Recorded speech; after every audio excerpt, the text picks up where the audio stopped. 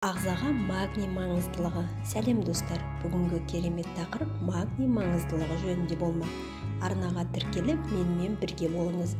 Магний маңызды микроэлемент саналады. Ол ағзаға кофактор ретінде әсер етеді. Яғни 300-ден астам ферменттік жүйе факторы болып табылады. Адам ағзасындағы әртүрлі биологиялық реакцияларды реттеуге, сүйек тігінің құрылымына, ДНК синтезіне, энергия пайда болуына, бұлшықет пен нерв жұмысын реттейді, қандағы қант деңгейін бақылауға ұстайды, артериялық қан қысымын реттейді. Біз магнийдің 10%-ын ауыз суынан аламыз. Сонымен қатар келесі тағамдардан да магнийді алуға болады.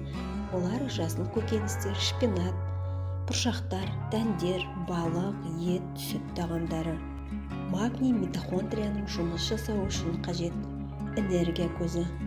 Енді магний жетіспеушілік себептеріне тоқталайық.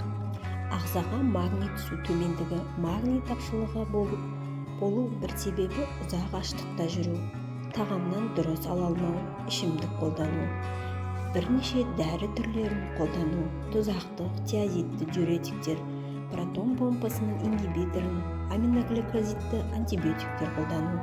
Магний тапшылық дамуының тағы бір себебі іш жүргізетін дәрілерді жиі қолдану. Келесі себебі малабсорбция, ішектердегі сіңудің бұзылуы және жалпы асқазан ішек жолдарының ауруларында, крон ауруында, жаралы колитте, целиакияда сіңірілу бұзылуы мүмкін.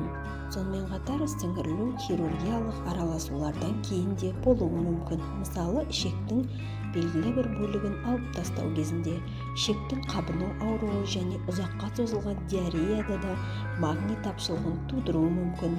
Келесі бүйрек жұмысының бұзылуы, ол генетикалық бұзылулар да болады.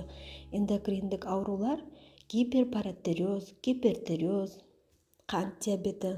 Сонымен қатар стресс кезінде өте күшті күйіктерде, кәрі жастағы адамдарда да магний тапшылықтың белгілері байқалуы мүмкін.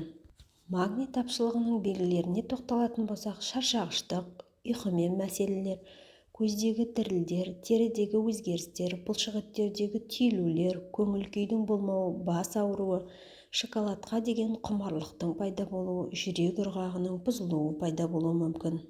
Жоғарыдағы тапшылық белгілер байқалатын болса, дәрігерге қаралыңыз. Деніңіз сау болсын.